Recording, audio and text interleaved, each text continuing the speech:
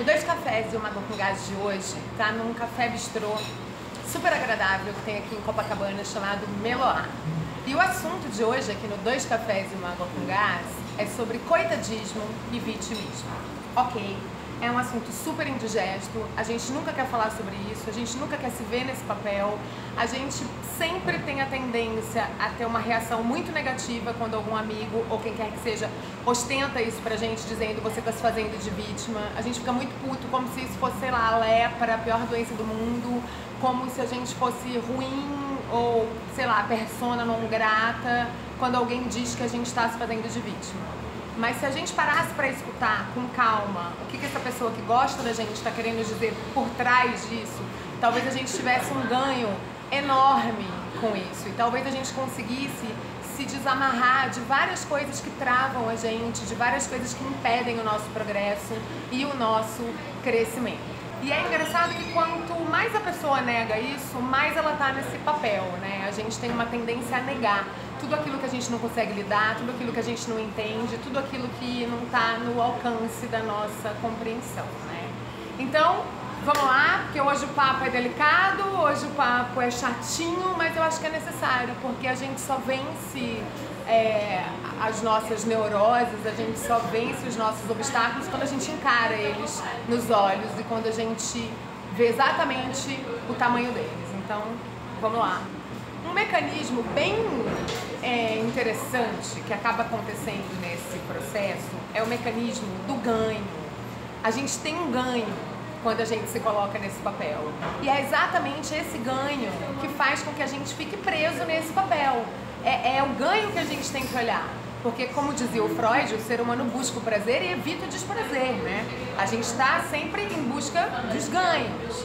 Então, o que acontece? Vamos dar um exemplo de uma pessoa que se colocou num papel de coitadismo, que se colocou num papel de vítima, de alguma circunstância da vida, de um namorado, de uma família, seja lá do que for.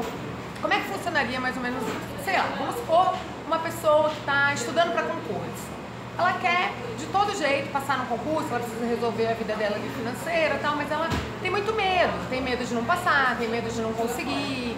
Enfim, tem uma série de medos que faz com que ela não consiga prestar esse concurso ou se dedicar para estudar como ela deveria.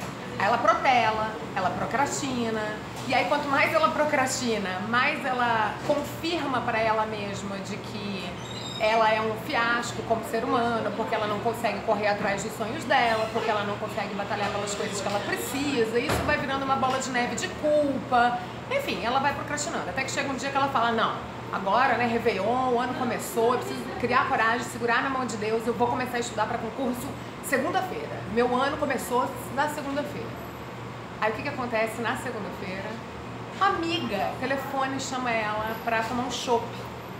Ou, né, cervejinha, tá calor, verão. Ela fala, ai, tive um fim de semana tão difícil, de tanta frustração, briguei com a minha família, briguei com meu namorado, quer saber, eu vou tomar a cervejinha com a minha amiga. A cervejinha vira uma balada, vira uma super night, ela chega em casa às 4h30 da manhã, totalmente bêbada, gastou dinheiro que nem tinha, e no dia seguinte acorda como? Com uma puta de uma ressaca moral, se sentindo mal por ter gastado um dinheiro que não tinha, se sentindo mal por não ter estudado, se sentindo mal por não ter cumprido o compromisso que ela tinha feito com ela mesma de estudar. E aí o que acontece? Ela passa o dia inteiro se sentindo o pior ser humano da face da Terra. A ressaca moral não deixa ela sair da cama, não deixa ela estudar, ela continua não estudando. Não deixa ela estudar, não deixa ela fazer absolutamente nada, porque ela só consegue sentir pena dela mesma, ela só consegue se sentir o pior ser humano da face da Terra. Porque ela se sabota, ela já se conscientizou que ela se sabota e aí ela fica pior ainda porque tá percebendo que tá se sabotando. Aí é onde que entra o problema. É agora que eu vou dar a chave pra vocês, meus coleguinhas e minhas coleguinhas. O problema entra que para se livrar desse peso, dessa culpa, dessa ressaca moral, o que essa pessoa faz? Ela procura alguém que a ame.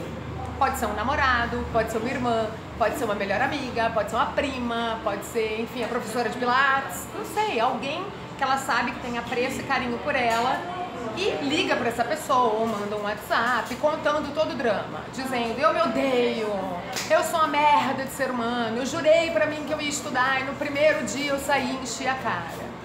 O que essa pessoa que ama ela tem a tendência de fazer?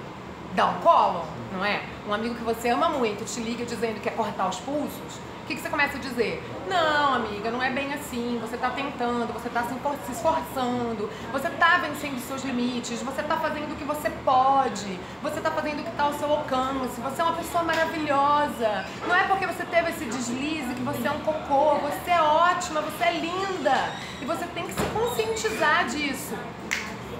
O ganho tá aí. A pessoa que se coloca no papel de vítima e de coitadinha e fica se auto-sabotando, ela recebe a atenção, ainda que seja uma atenção por um caminho de algo negativo. Ela recebe amor, ela recebe carinho. Então, bem na verdade, esse processo todo do vitimismo e do coitadismo, ele tem todo um mecanismo onde a ponta final dele é o ganho da atenção e do afeto que alguém vai ofertar. A gente faz isso que a gente quer, porque todo mundo em algum momento da vida se coloca nesse papel. Tem pessoas que fazem disso um estilo de vida, e aí é mais complicado ainda de desfazer esse nó, e só muitos anos de análise, né? Mas tem, em alguns momentos da vida, a gente se coloca nesse papel porque a gente está fragilizado, porque a gente está com algum problema, porque a gente está com a autoestima baixa, enfim, é normal que a gente, às vezes, acabe fazendo isso. O perigo é transformar isso num estilo de vida, né? Porque daí, realmente, só terapia, muitos anos pode dar conta, e olhe lá. Então, assim, o que eu proponho nesse 2 cafés e uma água com gás de hoje é o seguinte. Eu acho que assim, né, uma boa terapia, óbvio, sempre ajuda. Eu sou aqui, né, vivo fazendo campanha disso. Outro dia uma pessoa chegou e falou pra mim aqui no canal, né, já entendi por que você faz tanta propaganda de terapia, porque você é formada em psicologia, você é psicóloga. Mas não, gente, eu não atendo, eu não tô querendo cliente, não tô fazendo aqui nenhum tipo de jabá no meu canal, não. Eu, na verdade, atendi um tempo, mas já tem muito tempo que eu não atendo. Mas eu, particularmente, acho que a terapia é uma ferramenta incrível, que ajuda demais a gente a limpar a nossa mente aí, separar o que é nosso, o que é de pai, o que é de mãe, o que é de namorado, o que é de sociedade, faz com que a gente bote as coisas nas suas caixinhas. E eu faço terapia há bastante tempo, gosto, é uma coisa que me auxilia. E, em geral, tudo que eu gosto, eu indico e compartilho. É assim com livro, é assim com batom, é assim com coisa de cabelo e é assim com terapia. E a outra é buscar ferramentas mesmo, leituras, vivências que possam, de alguma maneira, te ajudar a descondicionar esse processo de vitimismo, de coitadismo e de conformismo das coisas. Uma dessas ferramentas, eu vou dar de dica que hoje é um livro. Eu estava na fila das lojas americanas quando eu vi esse livro, sei lá, por R$ 9,90, assim, na baia de revistas. E o título me chamou a atenção. Aí eu falei, gente, isso deve ser mó caça-níquel, isso deve ser esses livros de autoajuda pra pegar trouxa. Mas eu sou a típica pessoa que compra livro pela capa e pelo título, né? Às vezes eu dou sorte, são livros maravilhosos, às vezes é uma merda. Depois eu não sei o que fazer com o livro, porque daí eu não quero nem dar pra ninguém, porque eu não quero poluir a cabeça de ninguém. Enfim, estava na fila das lojas americanas e me deparei com este livro aqui, olha, que se chama O Código da Inteligência. Ele é de um autor que é super famoso, chamado Augusto Cury, que eu confesso, minha total ignorância, não sabia quem era. E aí eu vou descobrir que o cara, só esse livro vendeu 25 milhões de cópias. E ele tem diversos outros livros meio que nessa área do que ele chama de psicologia multifocal. E esse livro, especificamente, ele trata bastante sobre essa questão do conformismo e do coitadismo. Ele fala coisas importantes, por exemplo, sobre como a nossa memória funciona, as nossas janelas de memória. Janelas que geram fobias, janelas que geram pânico, janelas que geram ansiedade, e que é o que ele chama de janela killer. E ele propõe alguns exercícios, algumas técnicas para a gente tentar fechar essas janelas e não ser sequestrado pelas nossas emoções, para que a gente seja senhor da nossa mente e das nossas emoções. Aí, deixa eu ver, assim, o que eu grifei aqui sobre o coitadismo quando eu li para partilhar com vocês. Ó, nem todo conformista é um coitadista, mas todo coitadista é um conformista. Porque o coitadista demonstra o seu complexo de inferioridade, de suas miserabilidades, porque usando a sua miséria faz com que os outros gravitem na sua órbita. Portanto, ele tem ganhos secundários nas propagandas de suas misérias. Que é o que eu acabei de falar, a pessoa fica fazendo propaganda da miséria dela, eu tô na merda, eu sou um cocô, nada que eu faço dá certo. Sempre vai ter alguém dizendo, não, você é lindo, você é um amor, você não tá na merda, você não é uma merda, você tá se esforçando.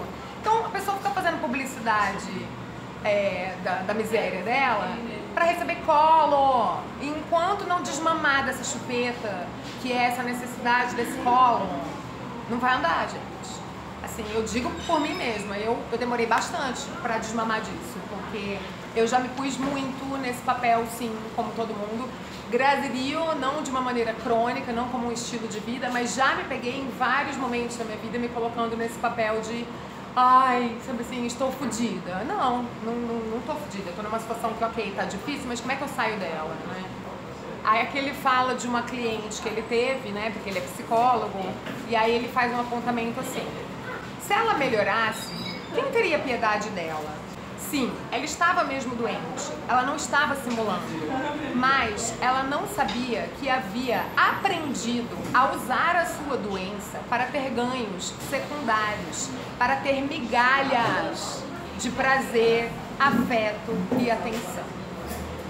Gente, a gente faz isso porque a gente quer? Óbvio que não, óbvio que não. Em algum momento, sei lá, talvez da nossa infância, a gente tenha cristalizado que a gente não era merecedor de afeto, que a gente não era merecedor de atenção, que a gente não valia nada. Todo mundo passou por essa experiência de se sentir rejeitado, e é natural que a gente tenha criado mecanismos para lidar com esse sentimento de rejeição e com esse sentimento de menos-valia que todo mundo experimentou. Eu acho que mesmo aquela pessoa que teve todo o afeto do mundo, de pai, de mãe, de vó, de vô, de tio, em algum momento da vida, por alguma atitude ínfima, seja lá o que for, internalizou uma sensação de que não merecia afeto, internalizou uma sensação de que não merecia ser amado, de que não era suficientemente bom. Isso é uma emoção experimentada por todos nós. Eu acho que o que nos difere também é a maneira como a gente lida, como cada um resolveu lidar com essa emoção, né? As nossas neuroses, elas são proteções, elas existem para nos proteger. Somente isso. Agora, quando a gente cresce e a gente quer se emancipar emocionalmente e a gente quer se libertar de diversas amarras, a gente precisa começar a olhar com cuidado as mensagens que a gente recebeu, o tipo de mecanismo neurótico, de condicionamento que a gente criou para se auto-sabotar e para não sair da nossa zona de conforto. Eu acho que assim, é todo um processo mesmo que a gente precisa de coragem, sobretudo, sabe? É doloroso você admitir uma série de coisas, não é fácil, mas também se você não admite, se você fica fingindo que não existe, você não resolve, e a coisa não desaparece só porque você está fingindo que não está vendo, né? Falando nisso também, eu lembrei de um texto que eu escrevi para Conte Outra, que é um texto que diz: não consegue superar um problema, parar de falar sobre ele já pode ajudar. Eu vou deixar linkado aqui embaixo na caixinha de descrição para quem quiser ler. Também vou deixar linkado o caminho para o livro. E é isso. Espero que vocês tenham gostado do 2 cafés e uma água com gás de hoje. E espero vocês na semana que vem. Um grande beijo.